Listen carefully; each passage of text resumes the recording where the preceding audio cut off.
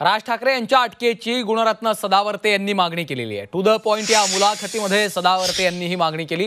ठाकरेंच्या अटकेसाठी आता सदावर्ते कोर्टामध्ये देखील जाणार आहे। राज ठाकरे विरुद्ध गुणरत्न सदावर्ते असा संघर्ष आता शिगेला पोहोचलाय, तर गुणरत्न सदावर्तेला महत्त्व देत नाही असं मनसेनं म्हटलंय। पुढे काय भूमिका राहणार राज ठाकरेंच्या मराठीच्या आग्रहाबाबत?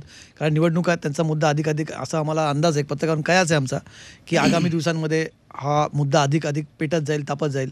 अशा वेळेस गुणरत्न सदावर्तेंची भूमिका काय असणार आहे?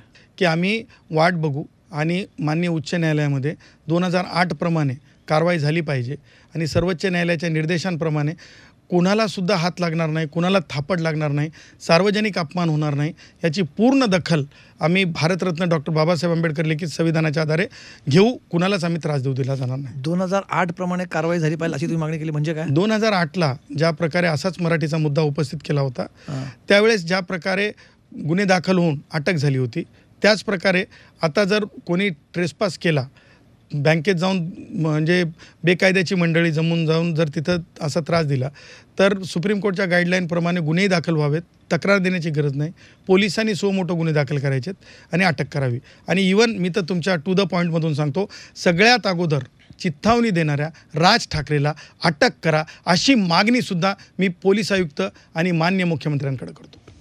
राज ठाकरेंना अटक करायची नक्की का नाही करायचं? चिथावणी दिली तुम्ही, यू आर द इन्स्टिगेटर। शहानी विरुद्ध दिल्ली ही केस आहे, त्या केसमध्ये मी जरंग्याच्या केसमध्ये ती जजमेंट साईट केली होती माननीय न्यायमूर्ती गडकरी साहेबांकडे। त्याच्यात काय म्हणलेलं आहे? Instigators are also responsible for any untoward event. जर बँकेतल्या एखाद्या कर्मचाऱ्याला जर जाऊन थापड मारली असेल आणि तुम्ही सांगितलं असेल उद्यापासून जाऊन कानशिलात लावा, you are the main accused, you are the main culprit. Raj ठाकरेंना अगोदर अटक झाली पाहिजे आणि राज ठाकरे कारणीभूत आहे, कारण सामान्य मुलं आहेत ती जी मुलं बँकेत जाऊन हुल्लडबाजी करतायत, त्यांना नॉन ॲप्लिकेशन ऑफ माइंड आहे, त्यांना कायदा माहीत नाही आहे, त्यांना संविधान माहीत नाही आहे आणि त्याचा फायदा राज ठाकरे सारखे जे तालिबानी विचाराचे लोक आहेत ते घेतात।